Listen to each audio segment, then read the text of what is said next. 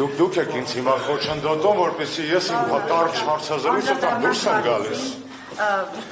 Շատ բարդ է պարկեշտ գնահատել Հայաստանում իրավիճակը, բայց քանի որ վերջերս Սերժ Սարգսյանի թեթև ձեռքով դարձավ որպես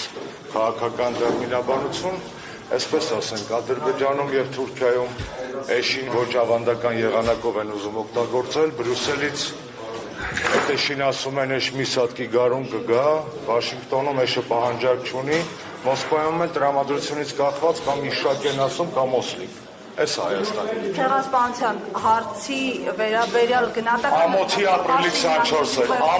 ապրիլի 24-էր եւ միջազգային ճանաչման եւ մեզ ներկայացնող մարդու ուղերձի եւ հոգեբանական իրավիճակի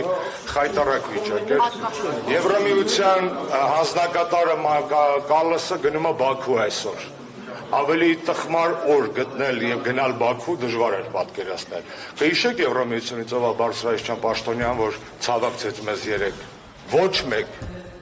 Այն դեպքում, որ Եվրամիության 17 երկրները ճանաչել են ցեղասպանությունը,